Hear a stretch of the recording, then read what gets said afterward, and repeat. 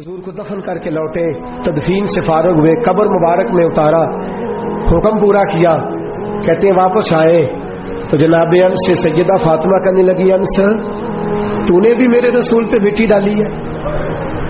انس تیری جرت ہو گئی تھی؟ فرماتے اس وقت فاطمہ کا پہلا آنسو گرا اور پھر 6 مہینے حضور کے بعد حیات رہی، میں نے اس کے آنسو ہی گرتے دیکھے، لوگ سو جاتے وہ حضور کے روضے پہ جا کے بیٹھ جاتی، کہتے میں سمجھاتا بہلاتا، لیکن فاطمہ کہتی علی صبر اپنی جگہ، کرم اپنی جگہ، اور میں تجھے کیا بتاؤں، بہن بھائی پہلے سارے چلے گئے، والدہ پہلے چھوڑ گئی، اب حضور علیہ الصلوۃ والسلام نے بھی پردہ ڈال لیا ہے، مجھے چاہ اور جانب کچھ دکھائی نہیں دیتا۔ کہتے 6واں مہینہ تھا حضور کے وصال کو، ایک دن مسکراتی ہوئی فاطمہ گھر آئی روزے سے رات کو بچوں کے ساتھ، تو شیر خدا کہنے لگے، میں نے کہا فاطمہ بڑے دنوں کے بعد مسکراتے دیکھا، کیا بات ہے؟ تو کہنے لگی علی آج میری آنکھ لگ گئی تھی، مجھے حضور خواب میں ملے ہیں،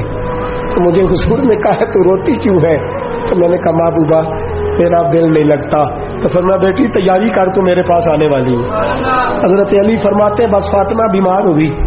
چند دن گزرے تو مجھے بلایا، وہ کہنے لگی علی وقت جانے کا آ گیا ہے، یہ علی کے گھر کی ہے عزت، علی سے سنتے، نبی کے گھر کی ہے عزت، نبی سے سنتے، وہ جس نے معزز کیا گھرانے کو، حسین پال کے جس نے دیا زمانے کو، جانے کا وقت آ گیا ہے علی۔ پہلی بات تو یہ ہے کہ حضور کی نواسی جناب امامہ سے شادی کر لینا، وہ حضور کو بڑی پیاری ہے، اور دوسری بات یہ ہے کہ میرے حسن حسین ان کا خاص خیال رکھنا، اور تیسرے لفظ کہے تو حضرت علی تڑپ کے روئے، کہنے لگی میں نے وقت گزارا ہے، آپ کی حقوق میری ذمہ داری تھے،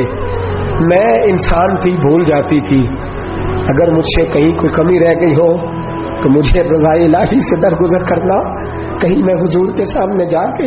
شرمندہ نہ ہو جاؤں۔ شیر خدا کرم اللہ تعالی وجہ الکریم فرماتے ہیں میں نے ہاتھ تھاما